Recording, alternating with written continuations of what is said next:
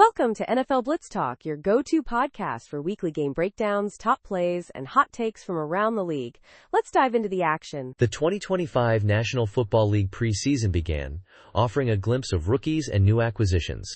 Shaquille Sanders, a rookie quarterback for the Cleveland Browns, impressed in his debut with 2 touchdown passes. Sanders, initially the fourth quarterback, started due to injuries to Kenny Pickett and Dillon Gabriel.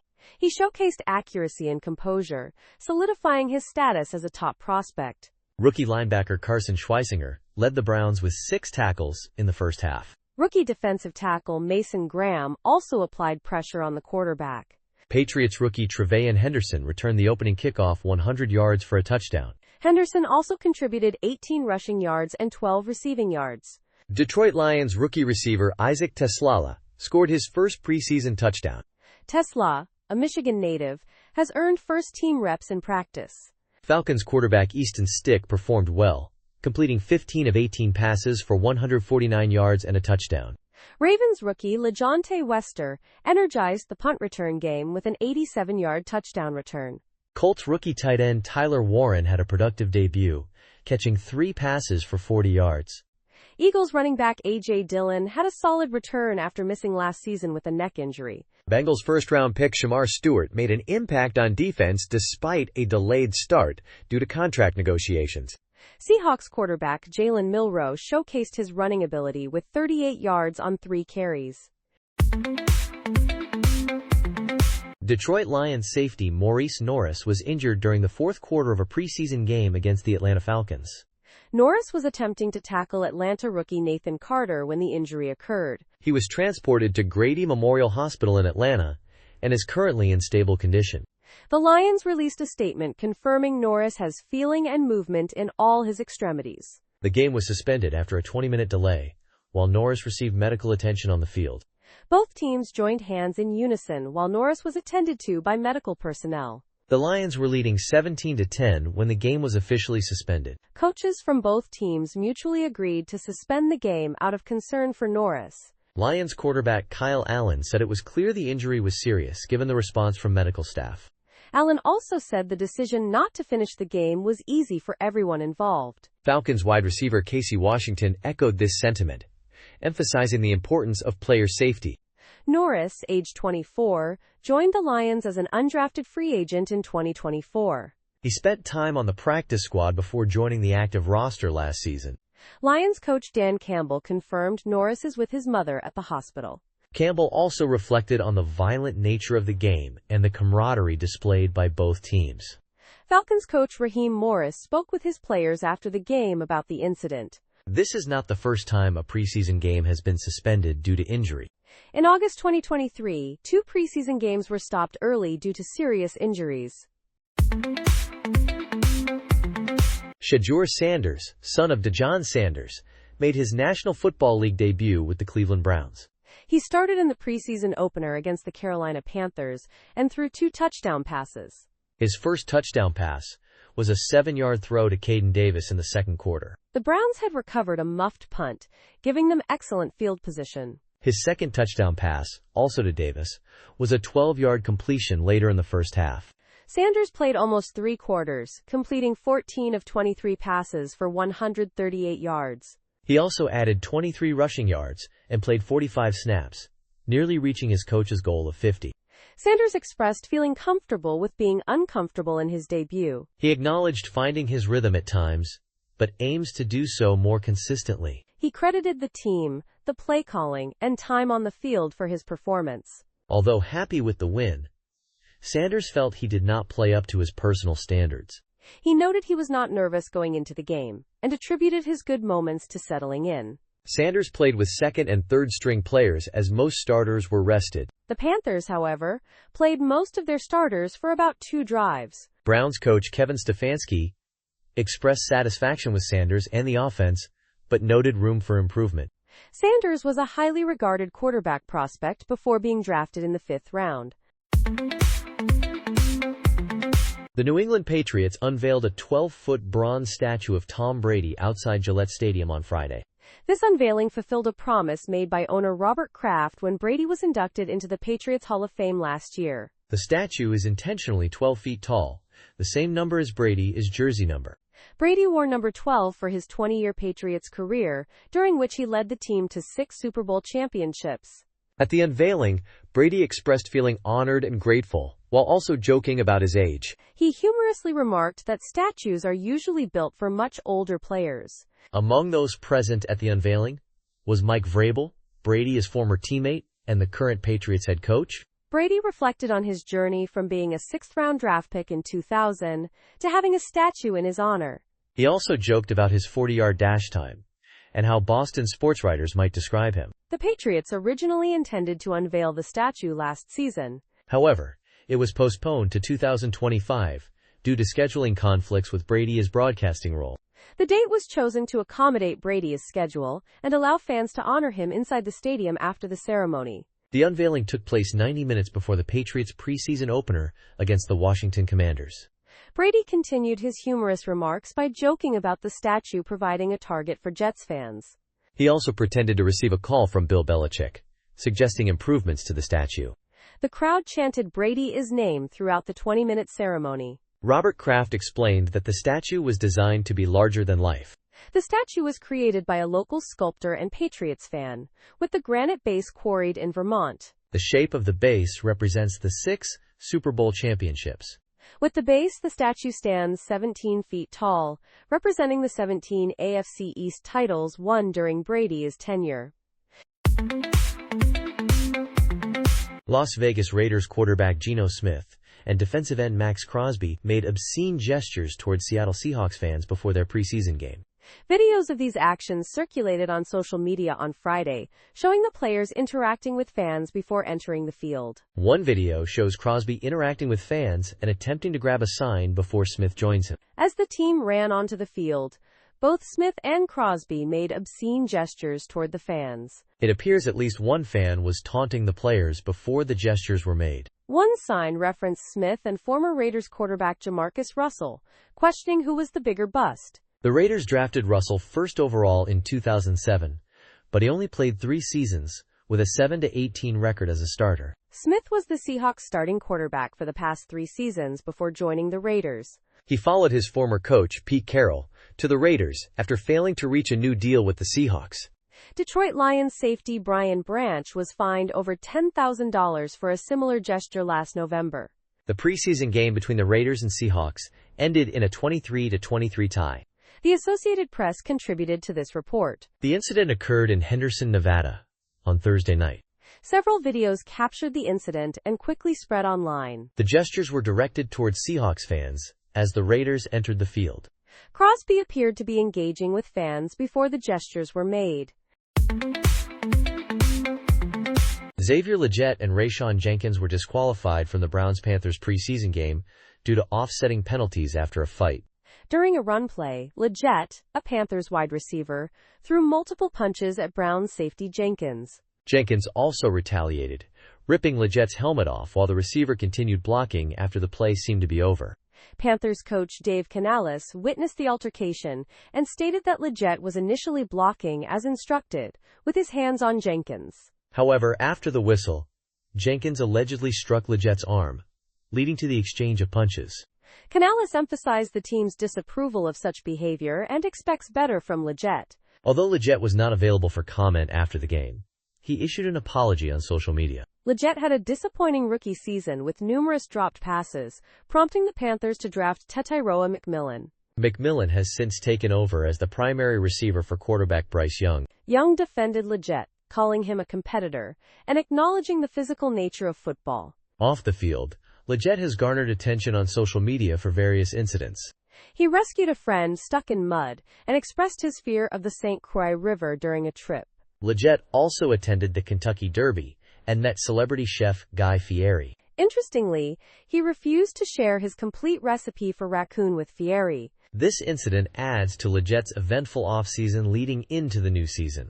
The Panthers will hope this incident does not overshadow his development and potential. Anthony Richardson Sr. might return to practice as soon as Saturday after dislocating his right pinky finger.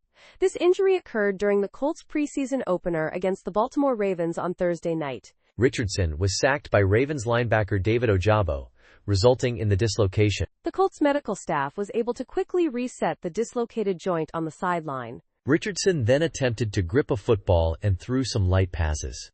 Despite this, coach Shane Steichen decided to rule Richardson out of the game for precautionary reasons. X-rays taken at halftime came back negative, which is good news for the Colts. The Colts have a scheduled day off Friday but will return to training camp on Saturday. If Richardson can throw the ball effectively, he is likely to participate in practice. After the game, Richardson described the finger as tender but expected to be good. It is unclear how the Colts will handle their quarterback situation going forward. They have been splitting starting reps between Richardson and veteran Daniel Jones. Steichen had planned to give Richardson extensive playing time in the preseason opener. However, Jones ended up playing the final 23 minutes of the first half after Richardson's injury. Before the injury, Richardson completed 2 of 3 passes. Jones completed 10 of 21 passes for 144 yards after coming off the bench. Rob Jones will not play for the Dallas Cowboys this season due to a neck injury. Jones suffered a broken bone in his neck during the first padded practice on July 28. The Cowboys officially placed Jones on injured reserve on Friday. He was initially given a 2 to 3 month recovery period. However, his return to the field this season was uncertain. Jones signed a 1-year deal with the Cowboys worth $3.75 million. $3 million of that contract was guaranteed. He was competing for the starting right guard position, but was likely to be a backup. Prior to joining the Cowboys, Jones played 4 years with the Miami Dolphins. He started 30 out of 49 games during his time in Miami. The Cowboys signed running back Malik Davis to fill Jones' roster spot.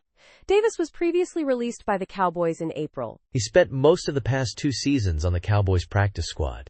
The Cowboys needed running back depth due to injuries and other absences. Miles Sanders is dealing with a bruised knee. Deuce Vaughn is returning from a hamstring strain. Rookie running back Jadon Blue also suffered an ankle injury in practice. Thanks for tuning in to NFL Blitz Talk. Catch you next time. Texans safety Jimmy Ward was released from jail Friday after being arrested Thursday. This is Ward's second arrest in 2 months, according to reports. He was arrested on a warrant related to a felony offense, as stated by the Montgomery County Jail website. Ward is scheduled to appear in court on August 13th for an information hearing. It is expected that this hearing will be rescheduled for a later date. Ward's lawyer, Steve Jackson, stated that the arrest was due to a positive alcohol test. This violated the conditions of Ward's bond release from a previous arrest. Jackson clarified that Ward was not facing new allegations. He also stated that Ward was unaware of the alcohol restriction. The Houston Texans have declined to comment on the situation. Ward's first arrest occurred on June 12th on a felony assault charge. A woman accused Ward of assaulting, strangling, and threatening her. An emergency protective order was filed at the woman's request. Ward was released on $30,000 bail after this first arrest. Jackson believes Ward will be vindicated when the case goes to a grand jury on August 31st. The National Football League is aware of Ward's arrests and is in contact with the Texans.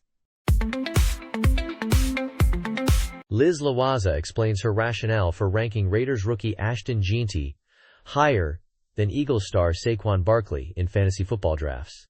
This discussion is particularly relevant for those preparing for the 2025 fantasy football draft season. ESPN Fantasy provides various resources, including this draft guide, to assist fantasy players. The guide offers rankings, cheat sheets, mock drafts, and expert analysis to help drafters make informed decisions. It caters to both seasoned players and newcomers to fantasy football. The guide also includes Mike Clay's 2025 player projections and depth charts for offense and defense. Various rankings are available, including staff consensus rankings, superflex rankings, and individual player rankings. Mock drafts for different league formats are provided, including 10-team PPR and 12-team Superflex leagues. Expert analysis covers undervalued and overvalued players, potential breakouts, and late-round targets. The guide also discusses players with high upside but limited opportunities. Statistical insights are offered to inform draft day decisions. Analysis of Year 2 players, bounce-back candidates, and touchdown scorers is also included. Strategic advice is provided for various league formats, such as Superflex and IDP leagues. The guide also covers salary cap drafts and offers tips for making fantasy leagues more enjoyable. Cameron Ward and Xavier Restrepo played together at Miami, contributing to the team his first 10-win season since 2017. However, their journeys to the Tennessee Titans took distinct paths, with Ward being the #1 overall draft pick and Restrepo signing as an undrafted free agent. Ward advocated for Restrepo's signing, recognizing his talent from their time together at Miami, where Restrepo had impressive stats. Restrepo acknowledges Ward's influence but emphasizes his own determination to succeed. Despite Restrepo's successful college career, concerns about his speed arose after his pro day performance. He now faces a challenge to secure a spot on the Titans roster. Titans coach Brian Callahan noted the close bond between Ward and Restrepo's dedication to improving. Restrepo's strong work ethic was evident even before the draft, pushing through injuries to participate in workouts. He credits his father for instilling this dedication from a young age. Restrepo has continued his habit of early morning film study sessions, now including other Titans rookies. Offensive coordinator Nick Holz praised Restrepo's understanding of the offense. Ward also commended Restrepo's quick learning of the team's terminology. Restrepo's on-field performance in OTAs and minicamp demonstrated his ability to make plays. However, his reps with Ward have decreased in training camp as he works with backup quarterbacks. Restrepo maintains his confidence, citing his faith as a source of strength. Ward recognizes Restrepo's reliability as a target, emphasizing his ability to find openings in the defense. Saquon Barkley had a historic 2024 season, rushing for over 2,000 yards and leading the Philadelphia Eagles to a Super Bowl victory. However, the Kansas City Chiefs focused heavily on stopping Barkley in Super Bowl 59, limiting his effectiveness. The Chiefs often had 7 or more defenders in the box, making it difficult for Barkley to run. Despite this, the Eagles still won convincingly, thanks to Jalen Hurts and the passing game. Looking ahead to 2025, the Eagles are exploring ways to maximize Barkley's impact, considering the increased attention he will likely receive. One strategy is to involve him more in the passing game, taking advantage of his receiving skills. Barkley has been actively practicing as a receiver during training camp, showing his versatility. He has made impressive catches, demonstrating his potential as a receiving threat. Barkley acknowledges the need to adapt and be effective in multiple ways to help the team win.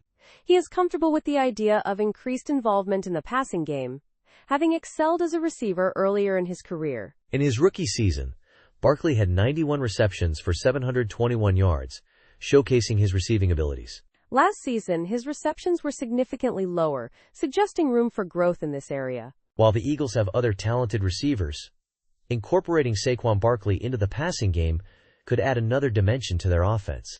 The Eagles coaching staff is also mindful of Barkley's workload and will adjust his playing time as needed. They will consider the flow of each game and Barkley's own feedback when making decisions about his usage. Ultimately, the goal is to utilize Barkley effectively while keeping him healthy and maximizing his contribution to the team's success. Tashard Choice, the Detroit Lions' new running backs coach, brings a distinct Southern drawl and energetic coaching style to the practice field. Even during night sessions, Choice is full of energy, offering both praise and criticism to his running backs. Pro Bowl running back Jahmyr Gibbs is already familiar with Choice's coaching style, having been coached by him at Georgia Tech. Gibbs appreciates having a familiar face as a coach, especially one who holds him accountable and keeps him motivated. Choice sees immense potential in Gibbs and feels obligated to help him reach his full potential. He believes Gibbs has the potential to be one of the best in the game if he maintains his focus and dedication. Gibbs has always been a humble player, even in high school when he broke the school's single-game touchdown record. He prefers to let his performance on the field speak for itself, rather than engaging in excessive celebrations. Gibbs is known for his electrifying speed, drawing comparisons to Lions legend Barry Sanders. He recorded the fastest top speed by a Lions ball carrier since 2016, reaching 22.03 miles per hour. Choice recognized Gibbs' talent early on in his recruitment process, identifying him as a running back despite his smaller stature. He drew on his personal experiences as a former National Football League player and college star to connect with Gibbs. Choice emphasizes a spiritual connection with his players, fostering a strong bond with Gibbs and the rest of the running backs room. Bijan Robinson, another player coached by choice, credits him with having a profound impact on both his football career and his life. Lions head coach Dan Campbell had been interested in hiring Choice since 2022, impressed by his coaching abilities and the success of his running backs. Choice is now tasked with leading a dynamic running back duo of Gibbs and David Montgomery. Gibbs and Montgomery have both achieved remarkable consistency, each recording at least 1,000 scrimmage yards and 10 scrimmage touchdowns in the past 2 seasons. They are the first running back teammates in league history to achieve this feat in multiple seasons. The Lions are exploring new offensive packages to utilize both Gibbs and Montgomery on the field simultaneously. Under Choice and new offensive coordinator John Morton, the Lions aim to build upon their league-leading 56 rushing touchdowns over the past 2 seasons. The 2025 college football season approaches, and NFL scouts are focusing on several programs. This article highlights 12 schools with significant NFL draft prospects, categorized into tiers. Penn State, a Big Ten powerhouse, is in Tier 1, with quarterback Drew Aller as their top prospect. Keller returned for his senior season, showcasing improved accuracy but still needs to prove himself in big games. Clemson, also in Tier 1, boasts defensive tackle Peter Woods as their top prospect and a strong overall roster. Cade Klubnik, their quarterback, is entering his 3rd season with high expectations after a successful junior year. Oregon, another Tier 1 program, added offensive tackle Isaiah World, a highly regarded transfer from Nevada.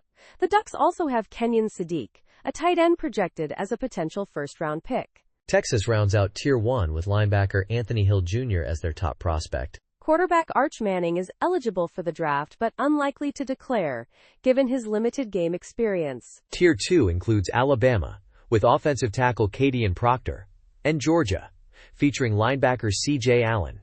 Notre Dame and Ohio State also fall into Tier 2, with running back Jeremiah Love and safety Caleb Downs as their respective top prospects. Tier 3 comprises LSU, Arizona State, Texas Tech, and Indiana. LSU quarterback Garrett Nussmeier, Arizona State wide receiver Jordan Tyson, and Texas Tech edge rusher David Bailey lead their respective teams. Indiana, an under-the-radar program, features quarterback Fernando Mendoza, a transfer from California. These 12 schools are expected to produce a significant number of NFL draft picks in 2026. Scouts will be closely monitoring these programs and players throughout the season. The performance of these prospects will significantly impact their draft positions and future NFL careers.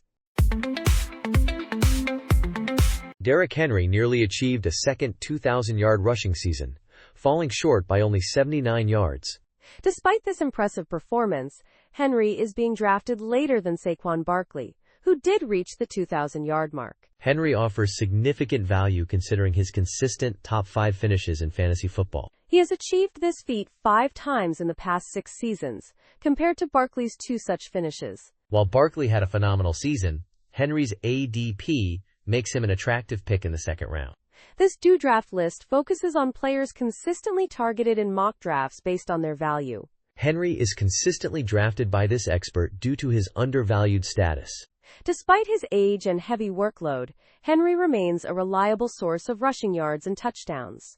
Brock Purdy's passing touchdowns decreased from 31 in 2023 to 20 in 2024, despite improved rushing performance. David Montgomery has accumulated impressive scrimmage yards and rushing touchdowns despite a timeshare. Tyreek Hill's production declined in 2024 due to injuries after 2 highly successful seasons in Miami. Puka Nakara has the potential for a high-yardage season if he can maintain his health.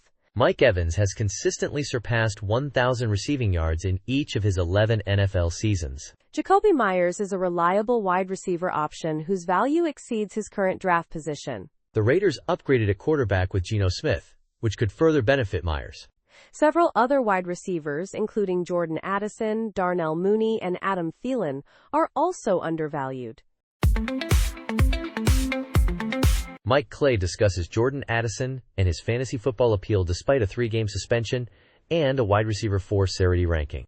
With the 2025 National Football League season approaching, it is time to discuss the top 192 players for 12-team fantasy football leagues. Many fantasy leagues use 16 roster spots, and this list covers the players who should be drafted in point-per-reception scoring formats.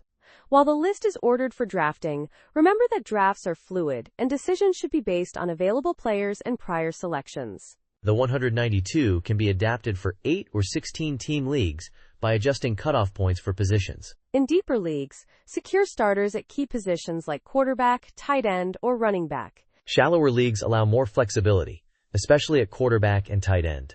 This guide helps maximize starting lineup value and optimize draft decisions. Jamar Chase and Bijan Robinson are top contenders for the first overall pick. While Justin Jefferson, Saquon Barkley, and Christian McCaffrey are excellent, Chase and Robinson have fewer concerns. Jefferson faces a quarterback change, while Barkley and McCaffrey have age and workload concerns. Chase and Robinson are in their prime and had productive 2024 seasons. Jefferson and Barkley are still elite picks, despite minor concerns. Jahmyr Gibbs could be the top running back but has offensive line questions and competition from David Montgomery. National Football League training camps are underway, and reporters are providing updates from all 32 teams. These reports cover standout players, position battles, and depth chart changes. Fans can find detailed information on each team through online resources. The reports also highlight key players to watch for fantasy football. Reporters will address the biggest remaining questions for each team as the preseason games begin. Updated depth charts for all 32 teams are also available. Training camp locations are listed for each team, spanning across the country. The American Football Conference East teams hold training camps in New York, Florida, Massachusetts, and New Jersey. American Football Conference North teams have camps in Maryland, Ohio, and Pennsylvania. The American Football Conference South teams practice in Texas, Indiana, Florida, and Tennessee. American Football Conference West teams hold training camps in Colorado, Missouri, Nevada, and California. National Football Conference East teams train in California, New Jersey, Pennsylvania, and Virginia. National Football Conference North teams have camps in Illinois, Michigan, Wisconsin, and Minnesota. National Football Conference South teams practice in Georgia, North Carolina, Louisiana, and Florida. Finally, National Football Conference West teams hold training camps in Arizona, California, and Washington. Thanks for tuning in to NFL Blitz Talk. Catch you next time. Saquon Barkley graces the cover of Madden NFL 26, holds a spot in the 99 club, and ranks highest among all running backs. The competition is intense, especially with rising stars making their mark in the league. Baltimore Ravens running back Derrick Henry is a seasoned veteran, having debuted in Madden 17. He boasts the longest rating history in the top 5, progressing from a 75 overall rating to the 90s in Madden 21. Henry was even a 99 club member last year, narrowly missing a repeat appearance this year by a single point. Essentially, he swapped places with Saquon Barkley, who trailed him closely in Madden 25. Ranked third with a 95 overall rating is Detroit Lions running back Jahmyr Gibbs, a newer face in the NFL. Gibbs debuted with a solid 83 overall rating in Madden 24, quickly reaching the 90s a year later and now securing a podium spot. His rapid rise is mirrored by Atlanta Falcons running back Bijan Robinson, who ranks 5th overall. Robinson started the same year as Gibbs with a slightly lower rating, but also achieved a 90s rating and continues to improve. Between these two newcomers is two-time 99 club member Christian McCaffrey of the San Francisco 49ers, holding a 94 overall rating. This is McCaffrey's second year with a declining overall rating, down 1 point from Madden 25. Despite this, McCaffrey maintains the highest total attribute points among all running backs. This list highlights the dynamic nature of player ratings in Madden NFL 26. The rankings reflect both established veterans and emerging talents in the league. It will be exciting to see how these rankings shift throughout the season. That's a wrap on this week's NFL Blitz Talk. Thanks for tuning in. We'll catch you next time with more gridiron fire and fearless breakdowns. Thanks for tuning in to NFL Blitz Talk. Catch you next time.